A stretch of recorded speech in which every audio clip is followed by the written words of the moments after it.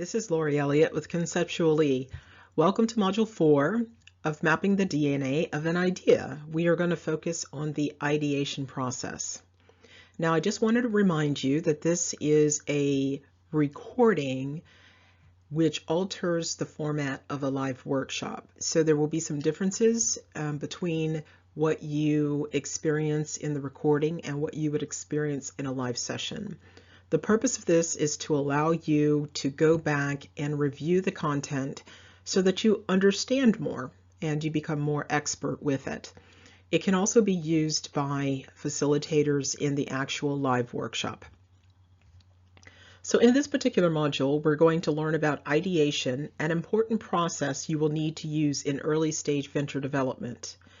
The ideation process will help you look more closely at an abstract idea, whether it is just in your head or you have already described it generally in some written notes. Even if you've been working on it a while or have an existing venture or project, it's important to revisit the ideation stage to look for new facets or opportunities and make sure you haven't missed something. As you gain more experience, you find new dimensions when you return to ideation. Then you will learn how you can take your idea and create something that is concrete enough to put it in the form of a concept. And at that stage, it's not quite ready to implement, but it is moving you along that path. The output of the ideation process will lead you to a framework for a business model and a partially developed concept. However, what you develop for this workshop will not yet be a fully developed seed. And remember, when you have a seed, that means it has the power to replicate it. It has the power to deliver value. Okay? You can participate in other programs that we have to continue the process. So let me first talk about the objectives for this particular module. We are going to explain our ideation process, which we call idea cultivation. You're going to use brainstorming techniques as a part of the ideation process. You're going to develop a challenge statement focusing on a particular problem, need, or opportunity. You're then going to generate potential solutions to a problem expressed in a challenge statement. And you're also going to unpack a problem or need using the problem to possibilities matrix. Next, in this module, you will articulate characteristics of stakeholders involved with the problem, need, idea, or opportunity using the stakeholder analysis worksheet. And finally, you're going to develop a profile for a primary customer using the customer profile template. Now, all of these tools and techniques are very important to give you a structured approach to developing your idea. And one of the things that you'll recognize is that, in our process, there's a lot of detail. There's a lot of different tools. But the idea is to make you proficient and then ultimately an expert in this process. And anytime you become proficient and become an expert, you actually then have the ability to create and do many different things. And you're going to even find that you will alter and adapt and innovate the process that we're giving to you. Okay? So buckle your seatbelt. We're getting ready to go for a great ride here. So let's first start off with talking about the idea cultivation stages. Now remember, idea cultivation, if you go back to the very first module, when we showed you the cultivation engine life cycle, which is really on par with the business life cycle, okay? You remember that there were the initial two stages, idea and concept, and that's really the space that idea cultivation focuses on. In fact, it doesn't fully cover the concept stage, but it does take you from idea to conceptualization. In order to develop a seed, you need to develop a proof of concept, okay? And again, we're not actually covering that, nor the later stages of the idea cultivation stages here in this particular workshop. In this workshop, we're going to focus on the ideation or the baseline stage. And this is where we create an understanding of the problem, including the context, people involved, and the possibilities. In idea transformation, we focus on additional activities to build on the baseline in ideation. And then in conceptualization, we focus on developing an initial business seed model, articulating all the components, and what you understand them to be at the time. The linear nature expressed by the green arrow only really means that at some point you need to move forward in the depth and breadth of your idea so that it can become a concept. In reality, idea cultivation is really iterative, where stages will blend into each other, and you will often go back to expand, modify, or rework things as your understanding improves or changes. In fact, you will often build while you are designing. It's not a clean process. We present our system in a way to help you build capacity to do this. However, in the real world, it will be very different. What we bring to you will serve as a navigator, anchor, and foundation so that you can drive the development of your own ideas, opportunities, and ventures. Now, in this particular slide, you'll see that we have a lot of detail.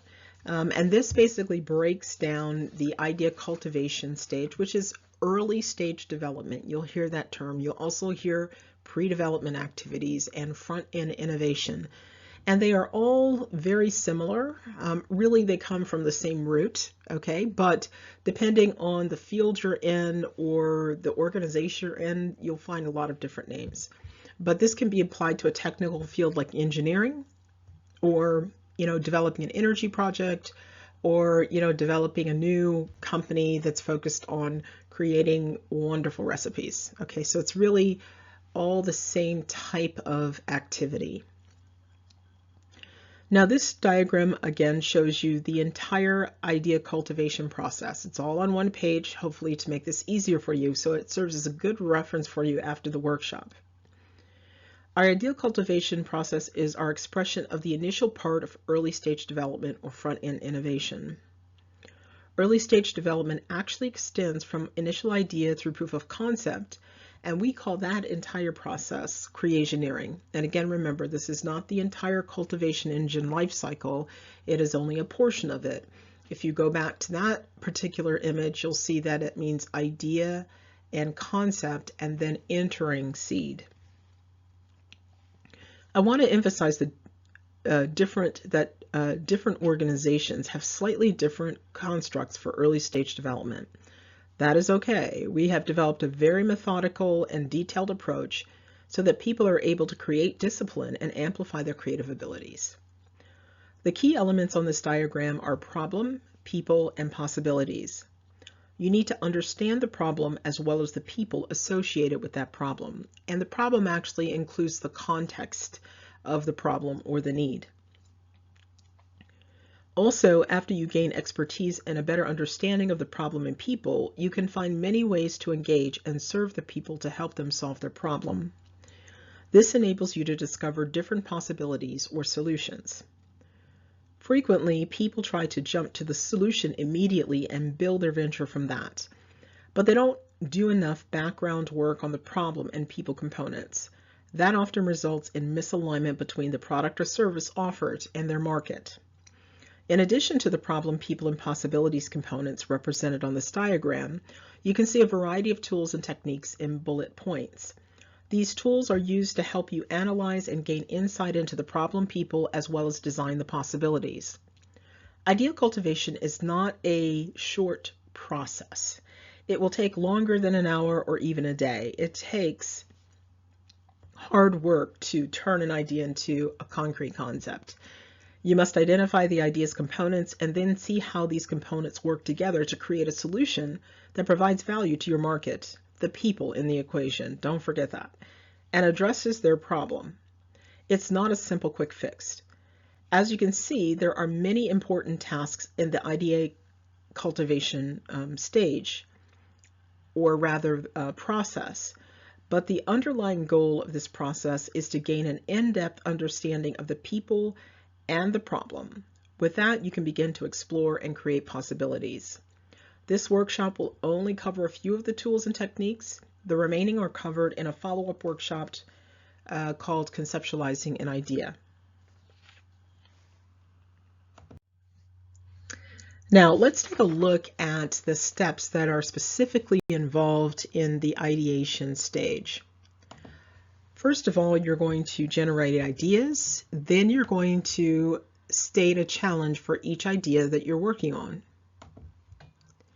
You're going to research each of those ideas, and you're going to shape solutions for each of those ideas, and then develop a roadmap for each of them. The tools we show in this module can help you accomplish the first 3 tasks in the ideation stage. Other tools will be introduced in subsequent modules.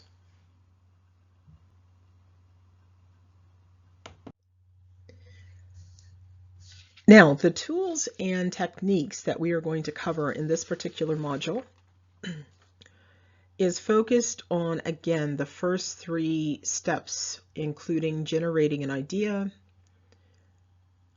creating a challenge statement, and also researching the idea. Now, the great thing about this is that this is not just stuff that we've created and that we've given to you to do. We have actually used this, and we use this. This is our core methodology of our organization. So we do this all the time. We live and breathe this. So this is essentially how we work today in really all of our businesses, but we do have a division that focuses on doing these things to create new things all the time. And in fact, we worked together for months to figure out how to build our business model using the methodology and tools that we're teaching you about. As a reminder here, the ideation tools and techniques we are covering in this module: brainstorming technique, the challenge statement used to generate potential solutions, the problem to possibilities matrix, the stakeholder analysis worksheet, and the customer profile. Now let's focus on brainstorming. This is a part of the step to generate ideas. Okay, and so brainstorming is a pretty normal technique, but it has many different forms, and we're going to cover a few today. So, again, it's a technique used during the creative or problem-solving process to identify ideas, problems, solutions, and causes. And then one form of brainstorming, called round robin, is adept at quickly collecting ideas from a group of people. And that's the one that we're going to explore first in an activity. So for the activity, I want you to think about problems or needs that entrepreneurs and small businesses have. We'll rapidly go around to each person. When it's your turn, provide a problem or need quickly and without comment. Now again, remember that this is focused on generating ideas, okay? You can do this by yourself, or you can do it in a group. Before we begin the activity, again, I just want to explain the rest of the tasks. So you will be allowed to provide a brief explanation of your comment later. Again, so just remember, it's going to be a quick go around of people and doing a quick comment or passing. You do not or should not provide something that has already been mentioned. If you cannot think of anything, say pass. I will ask someone to record this, or the facilitator will ask someone to record this so that everyone can keep track of what is said.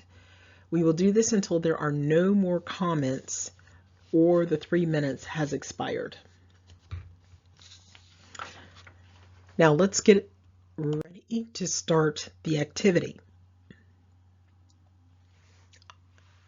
If this is a live session, you need to put me on pause, and also if you're actually trying to do the activities as I'm going through them, please put me on pause and finish the activity and then return, and I will help you debrief.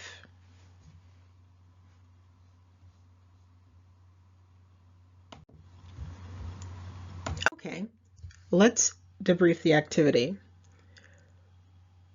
We can see that this group has generated a number of interesting problems or needs using this technique. Now, I'm going to let each of you explain your comments, but keep the comments brief and within 20 seconds. And remember, for the debrief, you're actually going to have to pause me again if you're a facilitator or you're actually doing this activity on your own. So what you need to do as a facilitator is walk through the items listed on the whiteboard or the flip chart, ask each contributor to provide a brief description, and just make sure that everyone keeps their comments to within 20 seconds. So now you can put me on pause.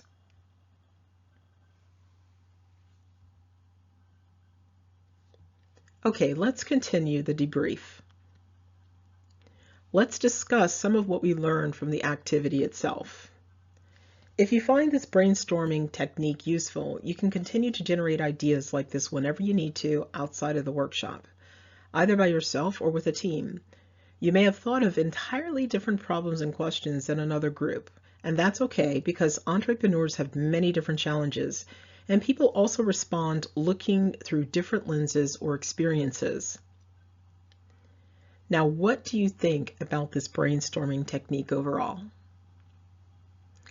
Now, what I have found is that in groups, the round robin approach is very effective at getting everyone to participate, even people who are normally a little bit quieter, and then when you have people who are a little bit more active or aggressive, it causes other people to be shyer about participating. But basically, round robin is a great way to start a group together because it evens out the personalities, okay? But the facilitator has to really keep the round robin technique going, or whoever is the moderator or facilitator for the group. So I hope again that this has proven to be a very effective tool for you. Now let's talk about challenge statements. A challenge statement is a method for bringing focus to an objective so you can generate ideas. And we start looking at challenge statements once we have generated a list of problems, opportunities, or needs, or even ideas. Once you've generated that list, you want to prioritize them to select which ones you want to focus. For each one you decide to consider, you should write a challenge statement. And as I said, a challenge statement is a method for bringing focus to an objective so you can generate ideas. Now, it's a very simple but powerful tool. It is an initial statement that clarifies and articulates the challenge to be addressed. The word challenge is used instead of problem because not every idea is related to a problem. While it is a simple tool, it can be difficult to hone down to a particular objective. A way to clarify this is to think about what is the ideal for the people you are serving. The objective is how to make that happen or close that gap.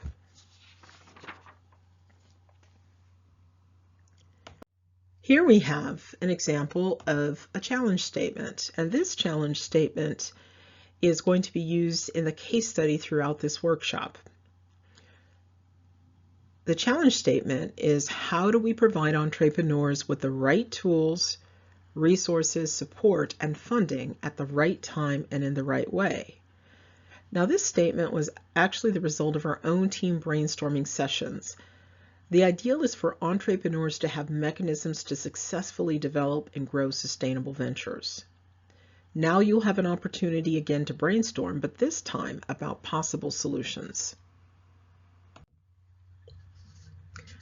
Now, in this particular activity, you're going to start out individually and take 3 minutes to write down potential solutions for addressing the challenge statement.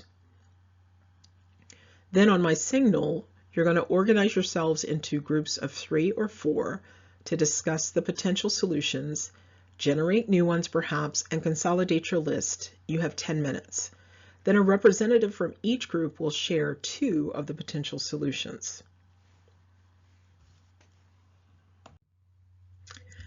Now in this case, we have actually moved back a step, and we're going to focus on this particular problem, okay? And so what you need to do is you need to put yourself in the position of a company that offers solutions to entrepreneurs. Remember that entrepreneurs are the customers for our hypothetical case study, okay? And you're going to take 3 minutes to write 1 or more possible solutions to the case study challenge statement. Now remember, I have looked at this, and we are going to give you a few minutes to individually do this. Think about the potential solutions. Then I will ask your groups to consolidate potential solutions, and then a representative will share those 2 potential solutions. So please put me on pause if you're working on this by yourself, or if the facilitator is walking you through this.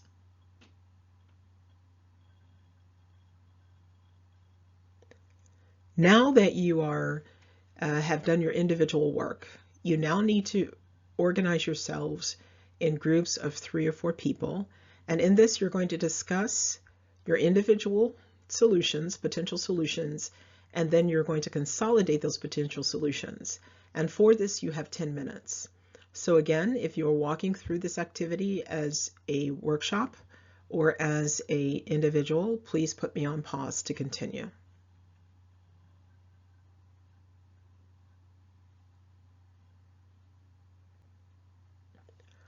Okay, great. I am so excited that you were able to get through this activity on your own with just some prompts from me.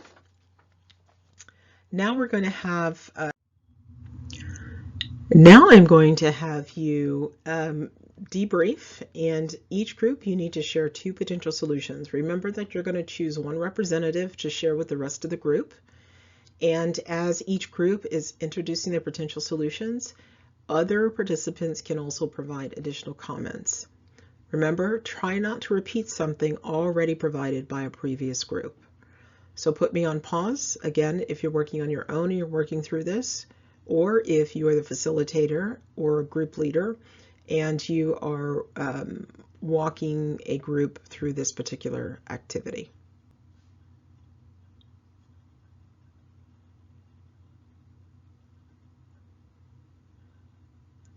Okay, so one of the things that you'll find, this is this process of creating potential ideas, brainstorming, working through it, discussing with people, getting different ideas, different perspectives.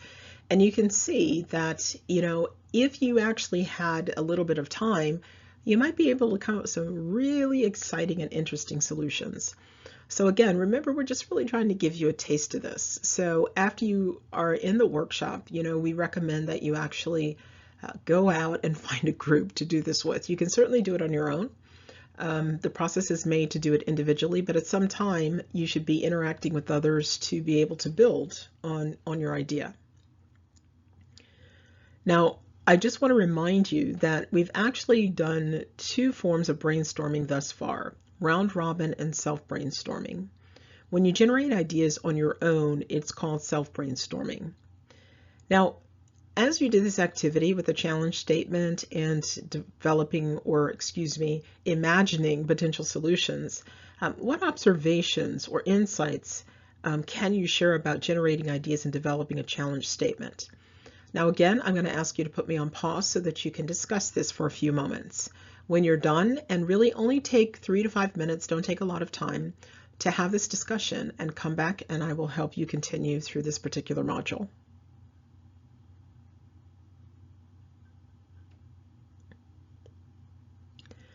Now, the interesting thing about this process is, again, as I've told you, we as a team actually did this. Okay, we tested it, we live it, we improve it based on our own experiences and feedback from others. And so the solution that we chose to develop from our experience and the ideation process, the one that we actually picked, is a one-stop shop that empowers entrepreneurs to generate bankable, sustainable ventures. To do that, it actually requires a life cycle approach. The result is our cultivation engine methodology that we introduced in Module 1. And of course, what we're showing you today is a part of that. Now, I'd like to ask you to identify other ways of generating ideas other than brainstorming, other generating ideas, problem, challenge statements, and solutions. And so what other types of activities can you actually participate? And I want to give you a clue. If you go back to the idea cultivation roadmap, you'll see that we have a list of methods. Okay, so that's your cue. So again, pause and discuss and list those other potential ways to generate ideas.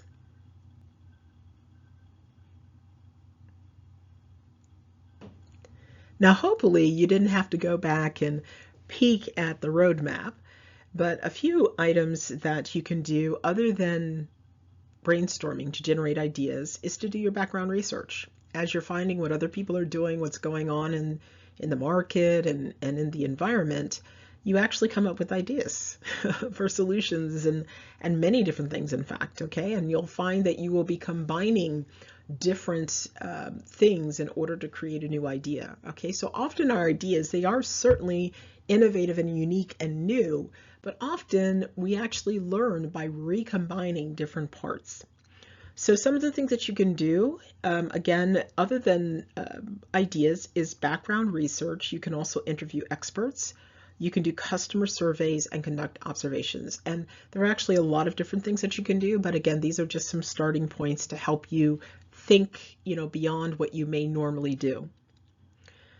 Now, I want to remind you that ideation is an iterative process, so you will likely repeat or update some of the work you've been doing. In fact, collecting, analyzing, and interpreting new information or things is an ongoing process in the life of an idea, opportunity, or venture. I want to stress, though, that a structured ideation process helps you be more successful at generating ideas and fleshing them out. You don't always need to start with a structured process, but you should lean on the structured process to make sure that you have worked through the idea in a thorough manner.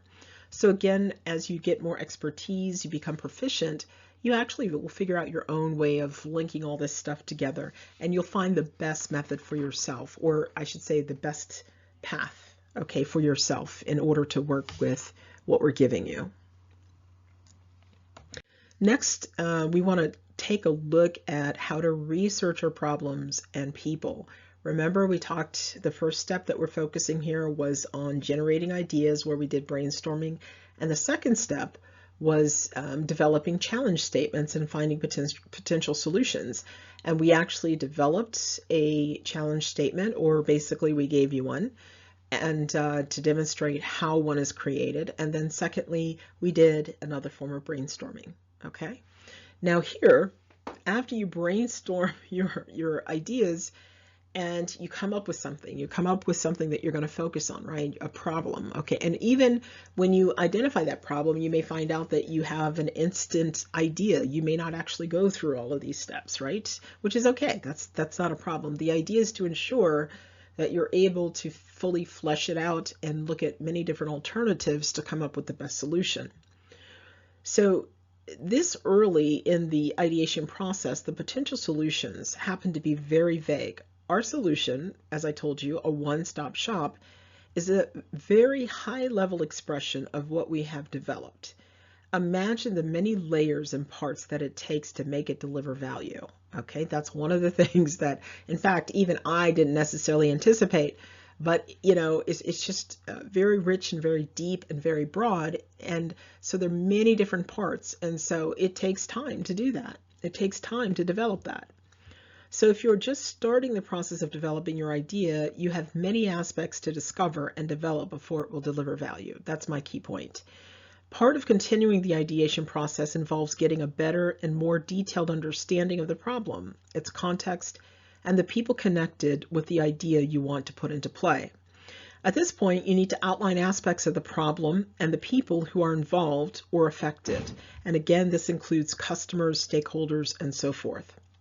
The tools we'll look at next will help you, and they are the Problem to Possibilities Matrix, which helps you further research the problem and to suggest possible solutions. You even start to uncover stakeholders. And again, those are people who impact or are part of or are impacted by your venture. And then the stakeholder analysis worksheet and customer profile. They will also help you further your research, but the focus is more on the people rather than the problem or the solutions. Now we're first going to look at the Problem to Possibilities Matrix. And I want to ask you to pull out the Problem to Possibilities Matrix tool from your participant materials right now so that you can use that as we walk through this. Now I'm going to explain the Problem to Possibilities Matrix and how you can use it. What is the tool? It's a table with questions that can help you research different aspects of problems, needs, or opportunities, brainstorm, research, and imagine appropriate solutions to problems. And how do you use it? What you're going to have is in a separate worksheet for each problem, need, or opportunity, you're going to identify what you can, and you do this by filling in the rows for what, how, where, and who questions on a problem. So if you're looking at the tool, you'll see what I mean. Each of the rows is used to identify the current situation, the reason for the current situation, possible solutions, and the optimal solution, okay? And in doing this process, you're able to look for gaps and new opportunities, or determine that there actually are no current solutions that exist. Great opportunity, virgin territory, as I call it. Okay, so here is a blank problem to possibilities matrix. And as we're going through these ideation tools, I want you to keep in mind that the problem, people, and possibility circles you saw earlier on the idea cultivation diagram are very important, and they're interlinked. You need to understand greatly the problem, including its context, the people, so that you can develop the best solutions or the best possibilities. So first, in the problem to possibility matrix tool, we are focused on looking at the problem. In subsequent tools, again, we are going to look at the people who are involved. What you see here, in essence, is what journalists and researchers call the 5 W's, or sometimes the 5 W's and the 1 H, and the H is for how. They are questions whose answers are considered basic in information gathering or problem solving. Who, what, where, when, why, and how. This matrix uses these questions, and again, they are row headers on the left-hand side, and then the why is actually embedded in the rationale column for all the rows. So now we're going to take a look at working through this, and there's an activity here. For this activity, our challenge statement has been transformed into a problem or a need. So we've actually backed up a little bit from the challenge statement. So the problem is that entrepreneurs and project developers are not able to access the resources and funding that they need. In this context, you will complete this activity in small groups. I'm going to walk you through the first row, the what, then you will finish this in your groups or on your own. So let's look at the first column in the what row. And again, I'm going to illustrate this by walking you through this, this process. Now, it'll be possibly a little bit hard for you to see this on the slides as they're displayed, so you can take notes. It's not important that you get down all of the detail of this. Again, these are just illustrations. What I have on the screen represents what we see as the problem or the need.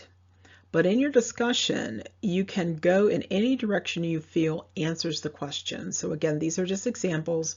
You can, as long as you're focused on the problem that we displayed earlier, you are on target. Okay, so this again is just examples. So first, what is being done now? Okay, ventures tend to launch with underdeveloped ideas, and they fail early and often.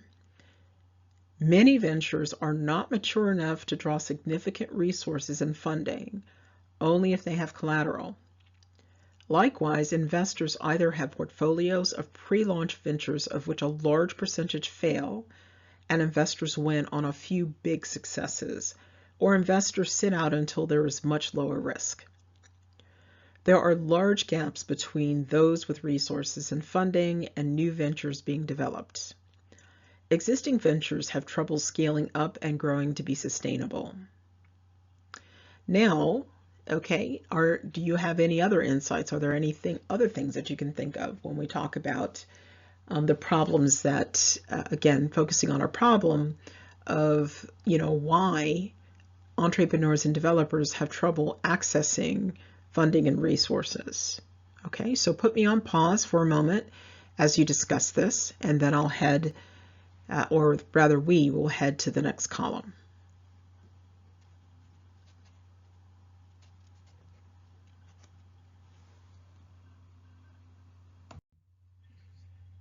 Okay, now let's take a look at the next two columns. First of all, Why is it done this way? You know, why do people approach developing ventures this way? Why do entrepreneurs and developers focus on things the way they do, or do the things that they do? And why do funders? You know, why is this situation the way it is? And first of all, there's a lack of knowledge on the part of entrepreneurs and developers about what makes an investable or bankable venture, and a lack of expertise on their part to actually develop it. Okay? Most ideas are treated as mature and bankable by entrepreneurs and developers, while many such ideas are actually immature and unbankable. Remember the analogy of letting an 8-year-old child drive a car. Investors and funders expect ventures and projects to be ready. Anything else they screen out. Okay, so on that side, they're not really interacting with entrepreneurs to find a path to make the entrepreneur successful. Okay, and so for what we're trying to show is in this example is that there's actually a two-sided market, okay, of interactions that should be going on but are not going on. Okay, so then let's also look at what else could be done. Okay, we can provide training and support for entrepreneurs and developers in developing their bankable ventures and projects. We can provide access to ventures and projects that are being matured through a systematic approach at critical junctures. Provide this to funders and investors. And overall, we can provide a common framework and system for both entrepreneurs, developers, and funders, investors to be involved along the path that projects and ventures are matured. So any other ideas? What other comments would you like to make? And again, put me on pause so that you can have your discussion and return after your discussion.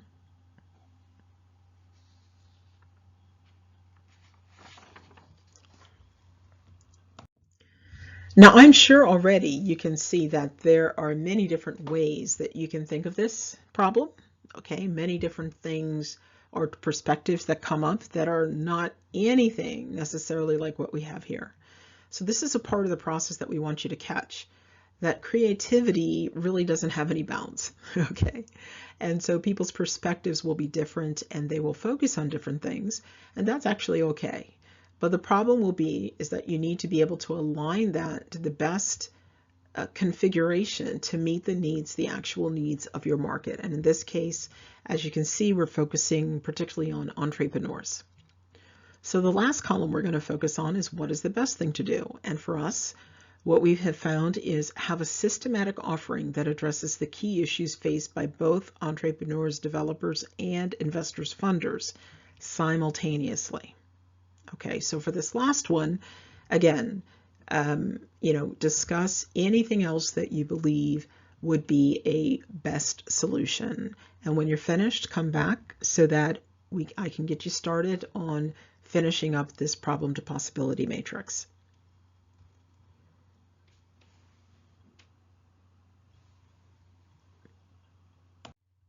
Okay, so your activity, your group activity.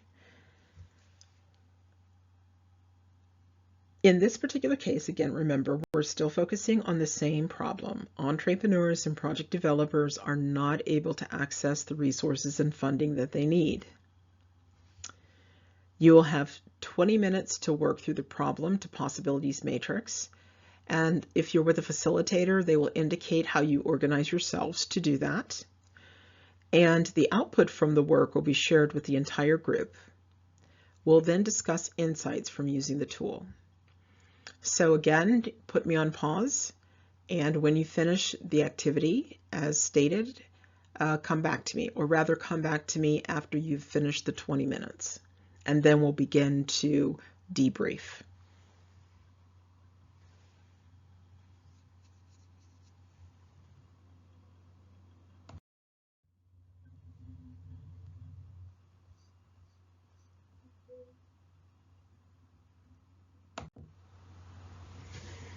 Okay, so now we're going to do the debrief, and here we'll discuss if anyone came up with anything significantly different for the what row that we discussed earlier together. Each group will share about an entire row that you have been assigned, And then after each group shares their output, others will be given opportunity to make comments. And finally, we're going to end the debrief by discussing insights about using the problem to possibilities matrix tool. Okay, so again, the facilitator is going to assign which groups will actually, share which row. And then you're going to put me on pause. And then after you're done with that, then we'll talk about, some closing comments and have you discuss what you learned from using this tool.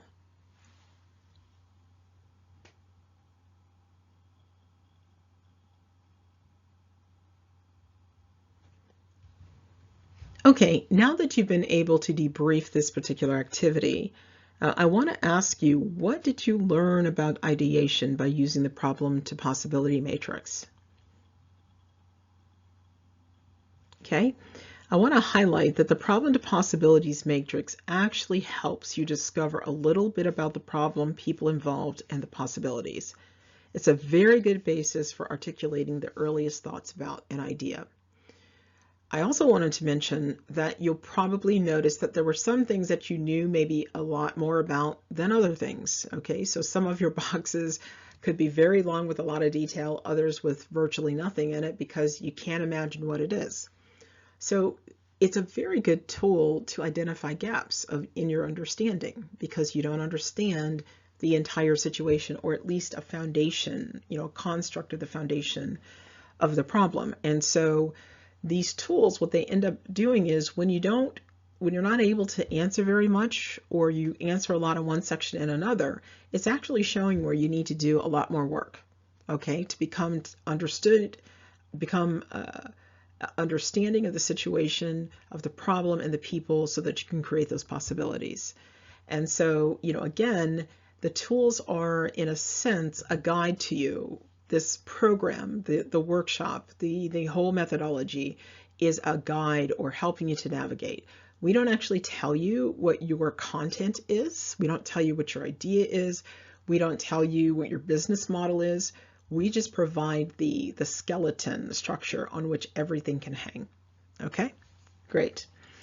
Now, next, we're going to talk about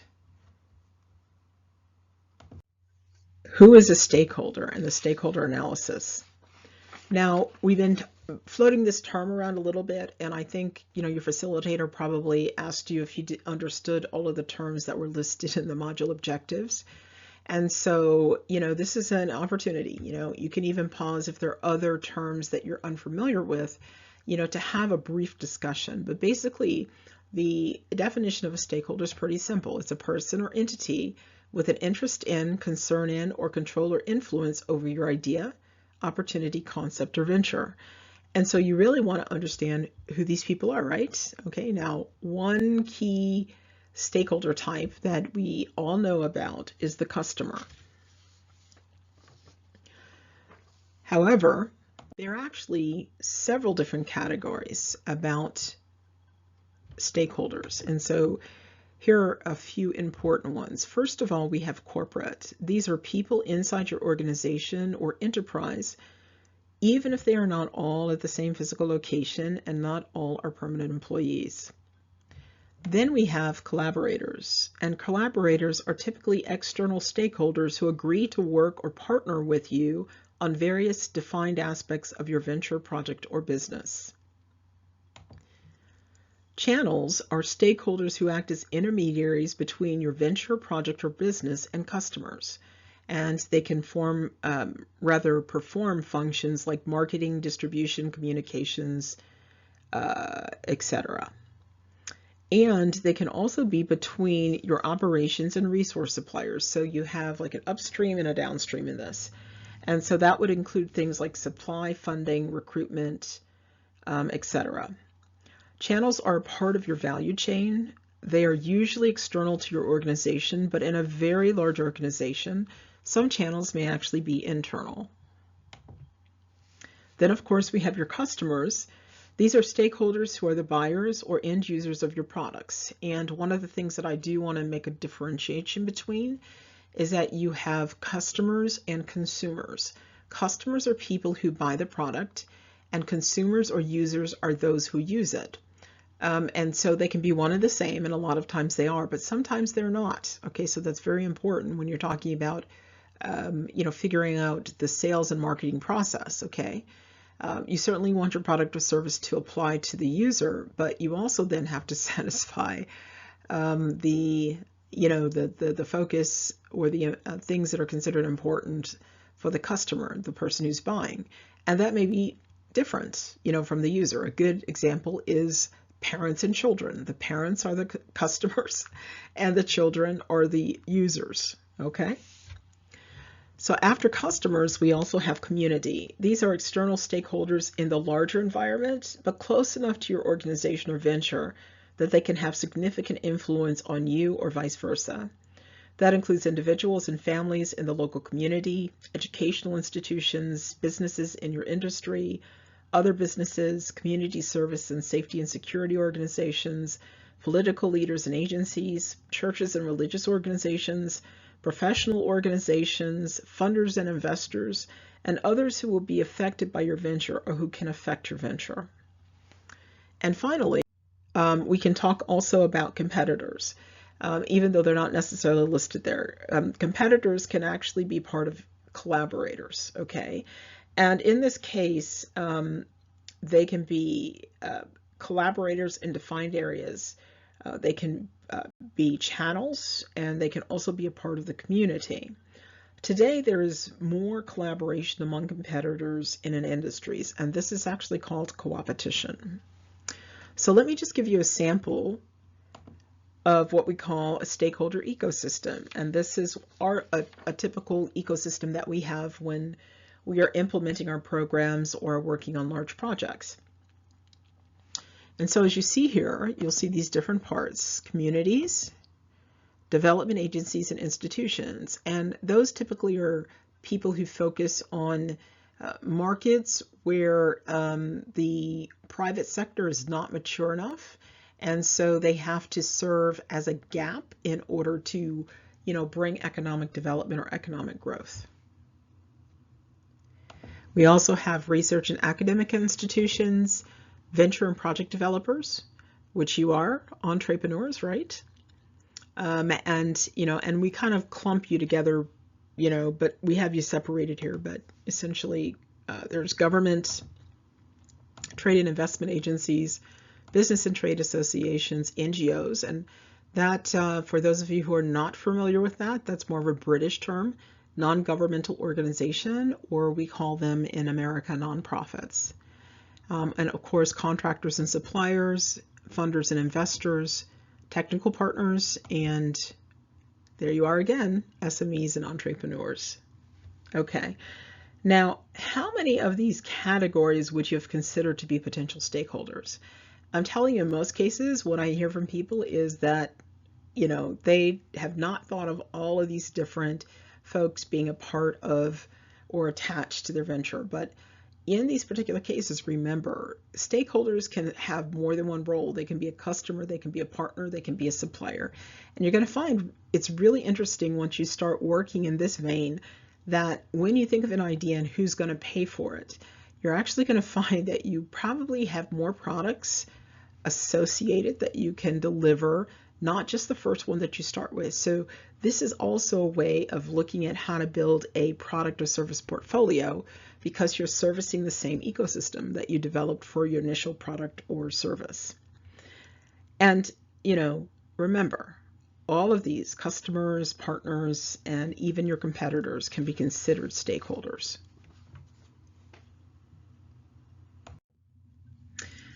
Now I'm going to introduce the stakeholder analysis worksheet. I want you to pull that up on your laptop or on your tablet.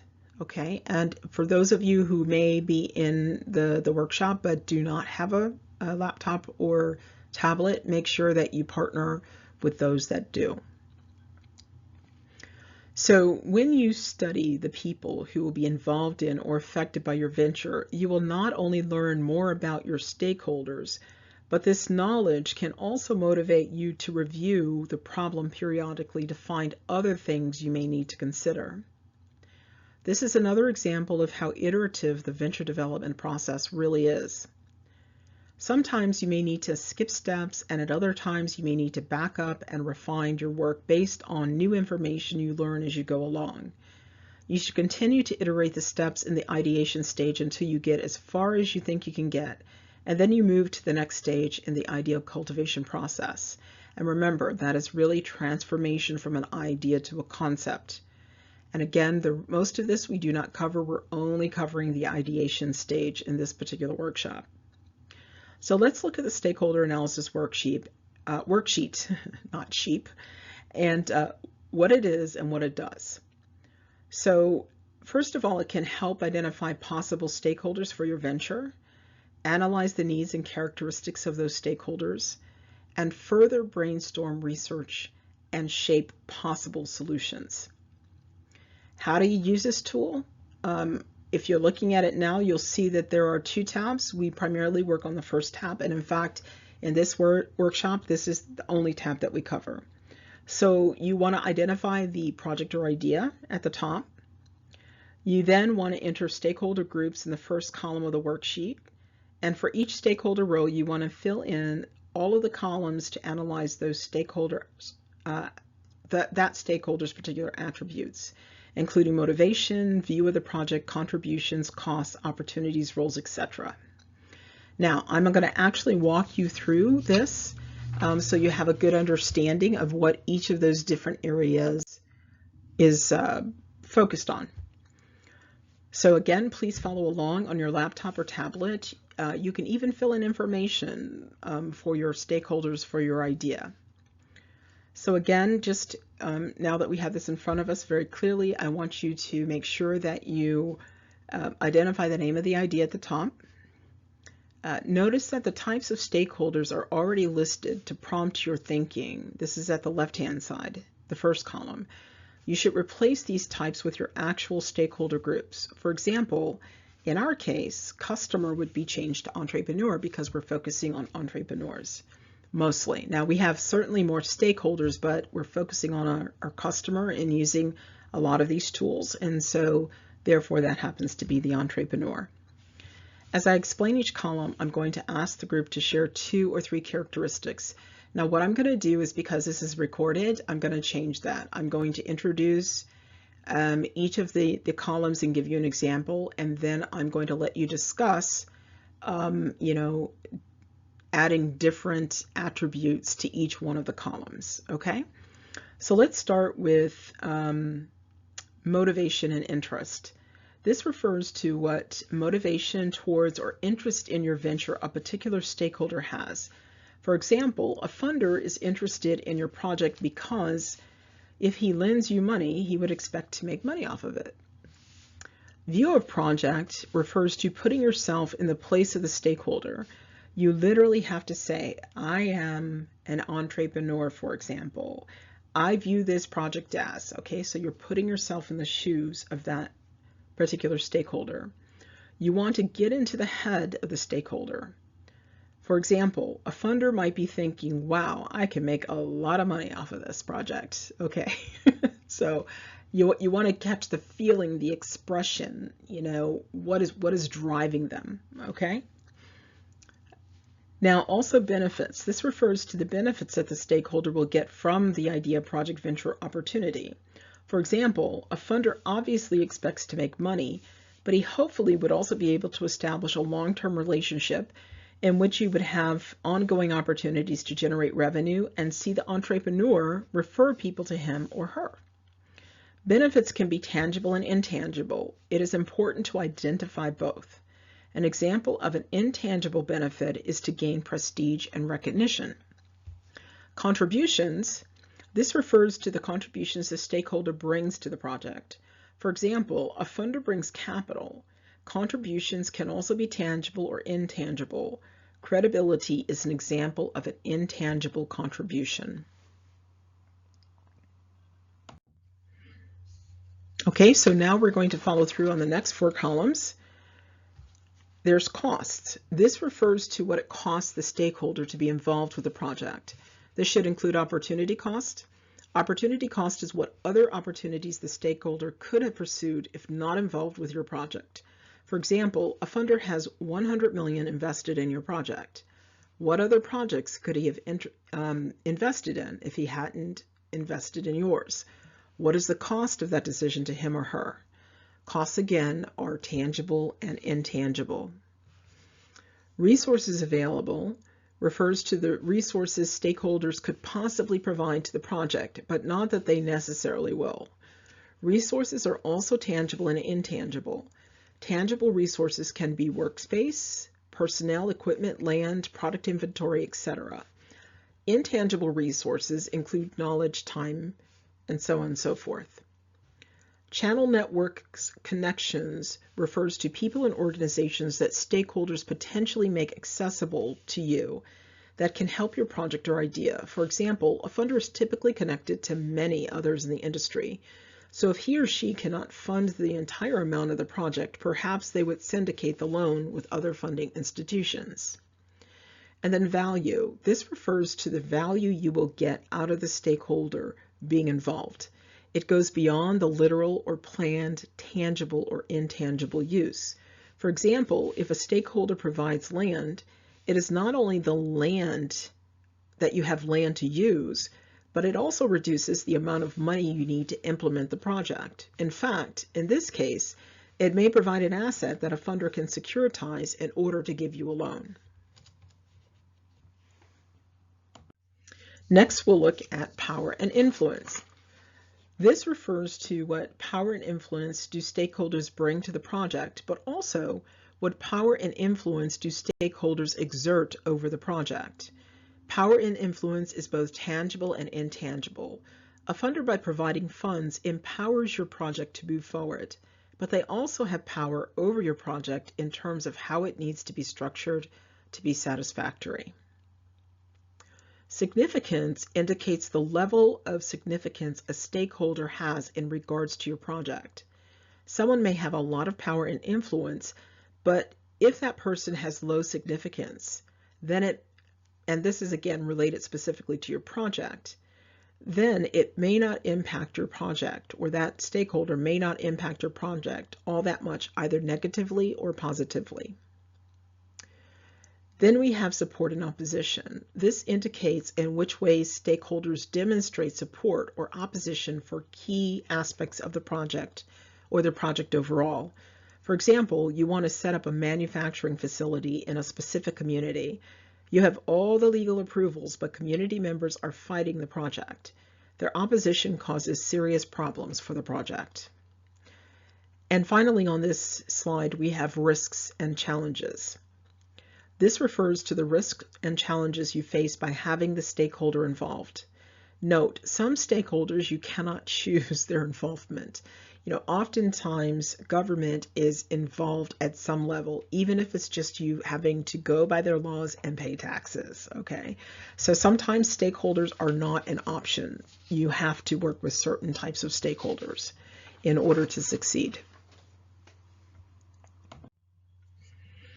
And then let's finish up with the final columns. We have here opportunities, and this refers to the opportunities you gain access to as a result of a stakeholder being involved with your idea. For example, a partner may have markets that can tap more readily, that you can rather tap more readily through them than trying on your own. Roles are the specific roles of stakeholders on the project. For example, a partner may be a supplier, channel, and customer all at the same time. And then finally, we have notes, and really this is for anything else that doesn't fit into the other columns or any additional notes that you may have. So let's debrief this activity, and we'll do that after you now go through here and actually work through this on your own and fill it out. Remember, the goal is that for every column in your group or in your large group, and the facilitator will organize this for you, that you are actually going to add 2 or 3 items to the customer stakeholder, which in this case happens to be entrepreneur. Okay, and then once you've done that, then we will actually debrief.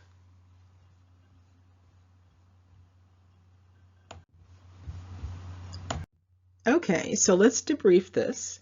Now that you've actually put together and worked through this in your groups, I just want to ask you some questions. First of all, how do you feel about using the sheet? And for a lot of people, they're very surprised about the type of information that is useful to them about a person. Okay, that's the first thing. Then, as they discuss, they begin to see things that they have not considered about stakeholders that might actually impact their project either positively or negatively. And the key thing is, what I like to do initially when I look at this is I really like to see the resources that a stakeholder is able to provide, the benefits they're looking for, and also, what contributions they can make, and what benefits they are expecting back. Okay, so even though, I've had you do the entire thing, when you're doing this process initially, through, working through an idea, you might not fill every column. Okay, it's going to be based on your experience. It could even be based on idea to idea or project to project. Okay, so again, this is a very, very fluid process. So don't feel, like you're forced just because we have all the fields that you're forced to fill it all out now. The key is to have it a good, solid stakeholder profile, a sheet that you can use to analyze and compare your stakeholders once you actually have your conceptualization done. So again, this is a very iterative process.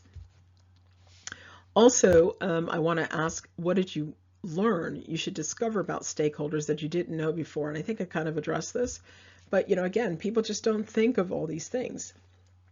They often will think, okay, well, what can I get out of that stakeholder? What can they give me, right? But remember, which you'll learn more about, we haven't really defined this yet, but when you talk about value or having a business model, it's actually an exchange of reciprocal value. So, when you're looking at a stakeholder, you have to be prepared to say what you can provide them. And in order to do that, you need to understand them. Okay, so this whole process of stakeholder analysis and engagement is very, very important. So also, as you think about your own stakeholders, do you have any new perceptions about them? And you really should. Now, maybe not with this activity because this is the first time, we went through, but when you actually use that sheet on your own, you should be able to see new and different things because you never thought about those aspects about your stakeholders. Now, whereas our sheet is, really quite complete, you can add other columns. You can even delete things. This is really your tool to modify and use as you please. But remember though, if you're in our programs and you're going to get funding and all of that stuff, you have to stick with our standard tools because that's how we use to evaluate your growth and development and other things. Okay, but if you're just not in our programs and you're just trying to learn and then use it for your own purposes, it doesn't matter. Okay, because basically you've got a license to use this for your personal use or for your organizational use or on a project. Okay, and that doesn't mean you can spread like you have 1,000 people and you share all of this. You have to get an organizational license, but you basically have a personal license to use this. Okay, so the other point of this is that as you're going through these tools, it should start prompting you to ask more questions and to think about things differently and to think about things from many different angles. So, again, one of the benefits of having a very methodical process is it's using different parts of your brain. It's using different parts of knowledge and perceptions and perspectives in order to help you have and I won't say it's an entirely 360-degree view of everything, in all dimensions, but it certainly is much more robust than a lot of things that I've seen. So, and the feedback, not just mine, that I get from people is that they're just amazed at what they can do and how their idea comes to life, after only a very little time, and when I mean that, they have to put in the work to get it there, but they're just amazed at how far they get and how deep they understand things. And so really that's what we're about. We're about providing that foundation and giving you that navigation so that you can develop your idea and bring it to life. So next we're going to take a look at the customer profile. And again, this is focused on people, but it's specifically focused on the customer, which is one of your stakeholder groups, right? So again, I want to ask you to take out the tool, and this is for the individual consumer. There's also one in your pack for if your customer is a business or an organization, but we're not going to cover that in here, but we give it to you just in case, it's, that's actually your customer base is more of a business or an organization. First, I want to explain to you what the customer profile individual consumer is and what it does, and then we'll, again, just like before, we'll go into an activity so you can use it right away. So it can help you describe customers, whether as individuals or businesses. It allows you to further brainstorm, research, and shape possible solutions. How do you use it? What you want to do is in a profile for each customer or group, you're going to enter data on who the customer is, things like age and gender, how the customer thinks, the customer's buying behaviors, and where the customer lives, their country, region, etc., and things related to that jurisdiction. Now, what I'm going to do is I'm only going to do a walkthrough of the first section, and then we're going to divide up into groups, and each group will cover all of the subsequent sections, because there are, where it's needed, there are actually notes to help you understand what the characteristic or attribute is that we're looking at. So in this, we're going to look at the different characteristics we use to describe the customer. You really only want to provide descriptions of characteristics or attributes that are significant to your interaction with the customer or in serving the customer. But to start, you will find it best to write down everything you discover or understand. So that means that, in fact, any of these tools, you're going to find that, that you're allowed to expand, okay, on all of the tools. Ultimately, on some of them that you'll learn that we want you to get it down to 1 page or 2 pages. But when you're drafting and when you're, basically iterative and stuff like that, you don't worry about the limits, okay? You just worry about getting down as much as possible. So even in this process that's very methodical, there's often 2 or 3 basic stages. One is that you're researching to build up your knowledge, right? And then you write it down, okay? And then you refine it, okay? And so you continually do that process over and over again, but it's not something that we really emphasize. But I just, people sometimes they see a form or they see a tool and they think, oh, this is all that I can do, or it has to be precisely this. No, it's really not, unless we say you absolutely need to have this and don't get rid of this, that type of thing. It's really quite a fluid thing. We try to make sure that the tools are very complete and solid so that they're useful.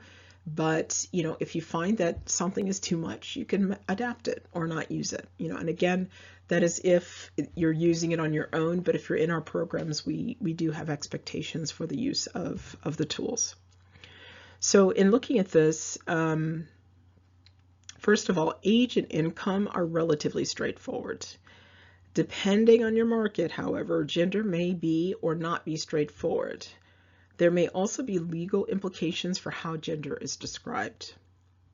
Marital status is generally straightforward, as well as words used to describe the status. They are words like single, married, or widowed. Family structure is often described as nuclear, which means parents and children, extended, which may mean like aunts and uncles living in the household, or communal. Geographic area refers to the area in which the customer is located, but it's different from the country of residence item listed later in the profile. Geographic area could be general references like urban or rural. It could also be named locations like a city. It differs from country of residence because country of residence is a jurisdictional issue. Each jurisdiction has laws which may impact how you engage with the customer. For example, taxes, or how you're able to market and contact them. So that's why we have that distinction here.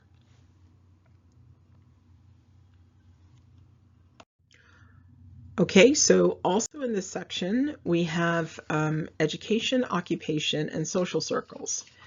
Now, education refers to the level and type of education. So it could be secondary, which is high school, or tertiary, which is college. It could be vocational versus academic or university education. So again, that's a wide variety when we talk about education. Could also be informal education as well. Occupation is looking at current or former significant occupations. And then social circles are those groups of people socially connected. So for an entrepreneur, where might they have a socially connected group of people? Okay, alumni, the people that they went to school with, right? The professors, the networks that they created when they went to college. We see a lot of this in particular with Ivy League schools in the United States. They have global networks that they can leverage, in order to get support to develop their venture. So, now what I'm going to have you do is actually take a stab at this section. And again, you're going to focus on individual entrepreneurs. And so for this, you should be looking at the tool. And again, if you have it on your laptop or tablet, you can actually type it in. Or you can just take notes on a notepad, within your group, in order to, make record of what you're coming up with. And so at this moment, we're going to do this all together, or rather, I'd say your facilitator and you are going to do this all together. And so the facilitator is just going to walk you through this, and you can call out characteristics or attributes or descriptions of these characteristics and attributes as he goes through each one. And if you're on your own, you're just going to work through this particular section.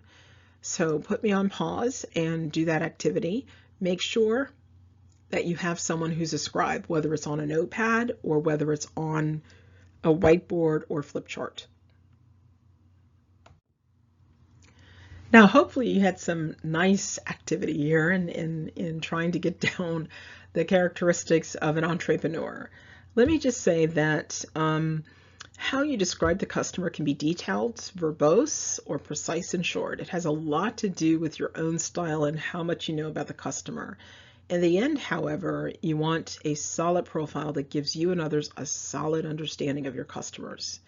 So now I'm going to organize you into groups so that you can finish the rest of the customer profile. So for this, what you're going to do is you're going to divide into 3 groups to complete the rest of the customer profile for entrepreneurs as individuals. And then as you complete your section, you have 10 minutes to do so. After you do that, each group is going to share your output from that particular section. Okay? So let me give you a few moments to get organized, and the facilitator will take over, and we'll give you a few moments to get organized and assign each group a section, and then you can start. Okay? And the facilitator will keep you on a countdown clock.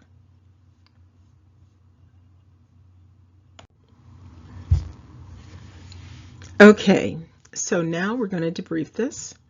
I'm going to give the instructions, and the facilitator is going to debrief this with the workshop participants. So the facilitator will call your group. One person from the group should share the description of the various characteristics of entrepreneurs for that section. And then after each group finishes, other participants are allowed to provide additional input. Okay, so go ahead and do that, and after that, then we'll discuss what you thought about this particular tool.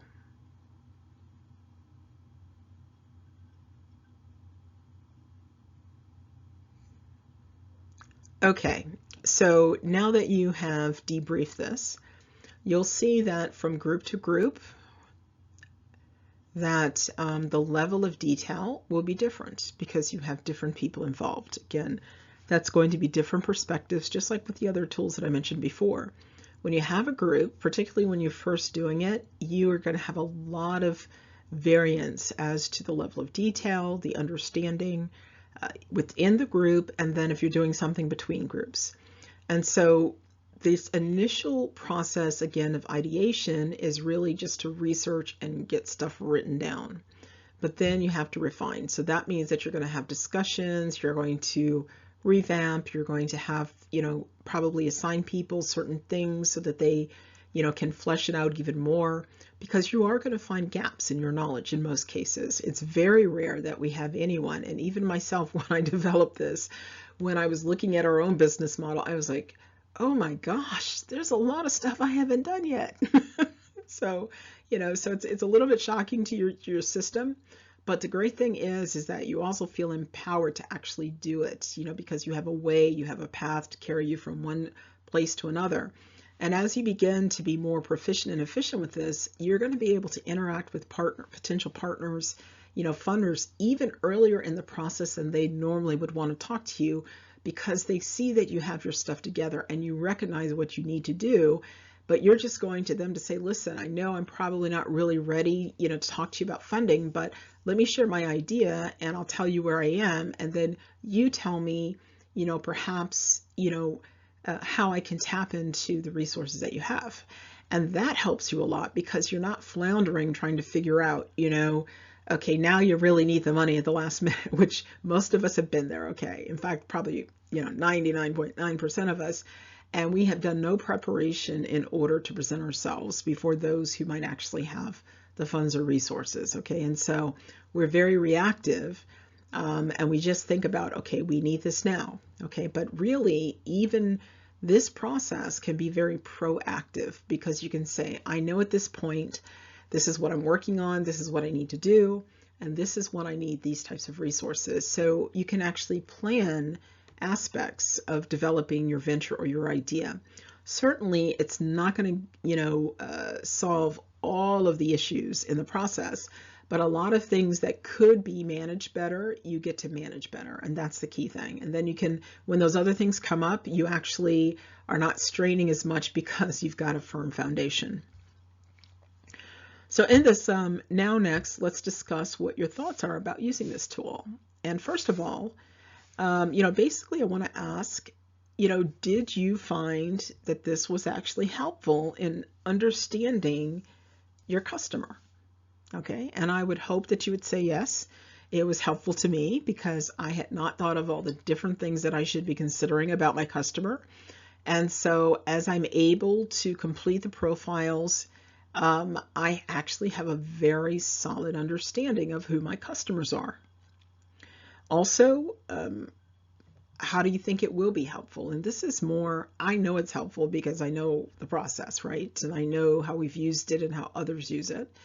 But just think about, when you need to describe to a funder or potential partner, you're doing a pitch, you really need to they need to understand that you know your market. And so your customer is your market, right? And so the customer profile is one of those pieces that helps you to be able to articulate or put together a presentation that articulates who the customer is.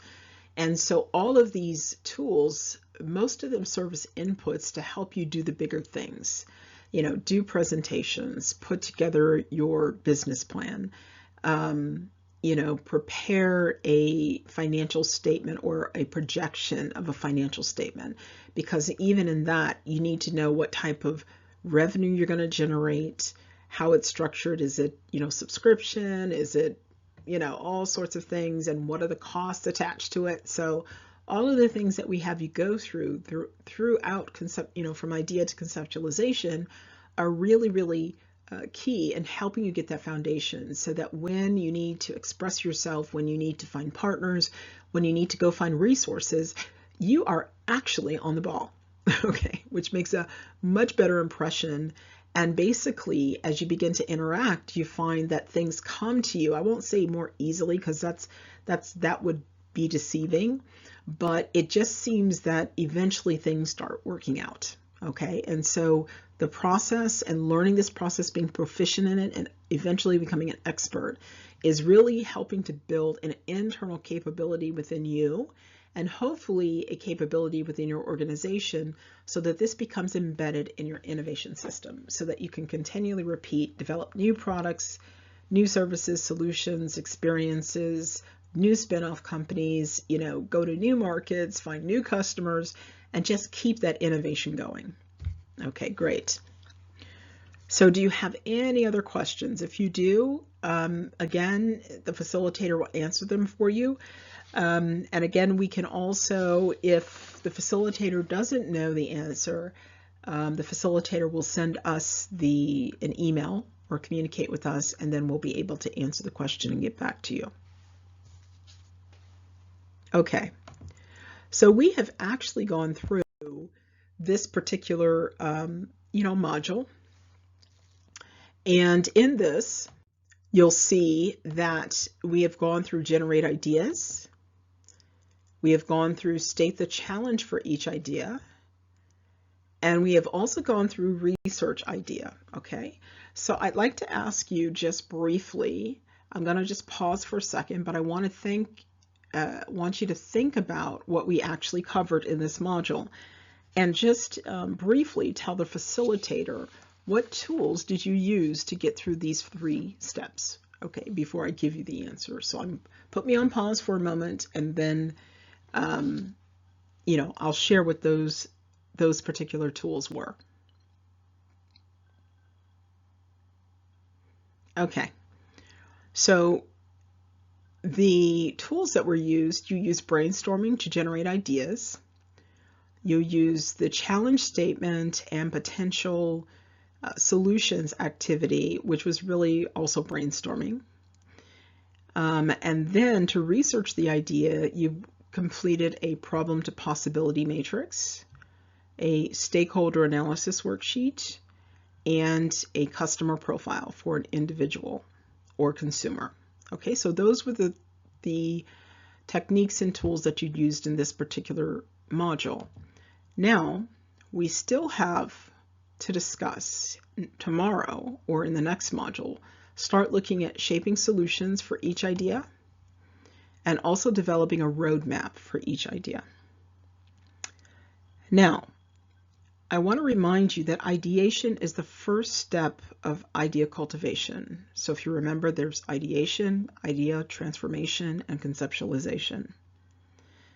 But also remember that idea cultivation is a concept that is only at the start of the cultivation engine life cycle. So when we're talking about what we're doing and what stage of development this is for your idea, this is the very, very, very beginning. Okay, so now let's take a look at our module debrief. And I'm going to point out the key points for this particular module. And then what I'm going to have the facilitator do is have you discuss aspects of each one of these areas and what you learned. So first of all, idea cultivation, as I said, is the first part of early stage development or front-end innovation for a business model. Cultivating an idea requires you to look at problems, look at people, and generate possibilities. The idea process and ideation tools and techniques that you can use, in fact, I just gave you the answer to this, guys, right? Because we just did this with your facilitator. So basically, all of those tools and techniques that we did in this particular module are part of that ideation process, and they're the ones that help you transform your idea into a concept. So again, let's pause for a moment here so that you can discuss this amongst yourselves and with your facilitators and see what other detail you can come up with for these things that you learned today.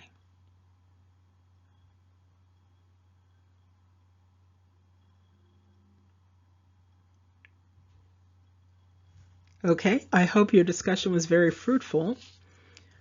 Some things that I want to add. When we talk about cultivating an idea, it requires you to look at the problems, as I said, to find clues on gaps, needs, opportunities, projects, or ideas you want to pursue. When you look at people, it helps you gain a better understanding of who is involved in the problem in various roles. And again, those are your stakeholders, could be customers, partners, staff, community channels, etc. And then, of course, in brainstorming possibilities, you are finding things that address the problem through a product, service, process, solution, etc. The ideation process has these steps: generate an idea, state a challenge, research each idea, shape solutions for the idea, and develop an idea roadmap for each idea. When we speak about that's one of the tools. When we speak of the ideation tools and techniques, there was brainstorming, challenge statement, the problem to possibilities matrix, stakeholder analysis worksheet, and the customer profile tool. So you can see that we've actually covered a lot today, right? So we're going to do a similar process with the day one debrief. So I'm just going to highlight each of these areas, and then I'm actually going to let you go through and debrief with the facilitator, and the facilitator will tell you how this will be organized, to identify specifics about each area that you can remember. And part of this, again, is that in order to learn, you need to recall and use the information. So right now we're doing recall, and in a moment I will show you how you get to use what you learned today.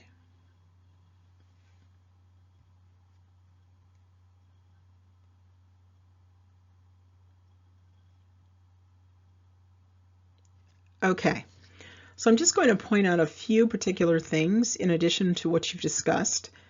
When we talk about Cultivation Engine, this is actually a venture development process that spans several stages from initial business idea to implementation and operating the venture. Major steps include idea, concept, seed, startup, growth, maturity, and rebirth or death.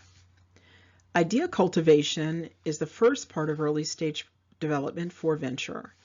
It occurs from the idea stage to the concept stage, and in the cultivation engine cycle. And remember that it doesn't cover all of concept; it covers part of it. There's also proof of concept that happens within the concept stage of the cultivation engine life cycle. Then, when we talk about the ideation process, it's a step-by-step journey from business idea to a concept. It occurs mostly in the idea stage. And when we talk about idea versus concept, an idea is a thought about a possible course of action. A concept is a full embodiment of an idea with parts that relate to one another and that represent the basic characteristics of a set of objects in one's mind. And the challenge in life is to discover your personal identity and fulfill your purpose and destiny. Okay, great, fantastic. So this is what we covered for today. And you can see that you actually learned a lot. A lot was going on. You did a lot of things, you learned a lot of things. And so in order for you to, again, build your capacity to do this, I'm asking you to do activities. Now, you can do this or not. This is totally optional. But by doing it, it will certainly prepare you for tomorrow's session, where we will continue this process with ideation. Now, again, these activities will help prepare you to work on your business model using our seed model canvas or Stratos seed model canvas tomorrow. So I'm asking if you would brainstorm the problem or need for your venture. Okay. Create a challenge statement to focus your idea.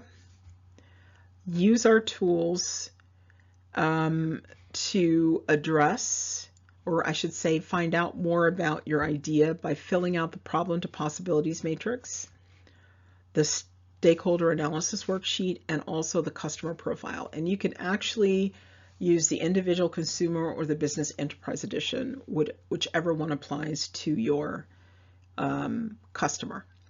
So that's it for today. Again, I know that you probably need to get disconnected from all this information, But remember now, it's important to go back over this in the next few days, even if you don't do it this evening, that you start using what you've learned, because the further you are away from the information, the more you have to go back and try and recall things. And of course, we have this recording so that that helps you. But, we just know that this is a process that it begins to sink in when you actually do it and dig in. And I find it's the best way to do it is not to do this as a training exercise, to do this to actually develop your idea. Okay, so we're presenting it certainly as a workshop, but it should actually be used. And then you have a reason, and you then begin to see the benefit. But if you just do it as a training exercise, you will certainly still get something out of it. But I don't believe that your capacity to become proficient and to see the benefits from this process will actually, really bear a lot of fruit. Okay, if that's your frame of reference. Anyways, again, this is Lori Elliott. I'm signing off from this module, and I look forward to picking this up again and taking you further into the ideation stage in Module 5.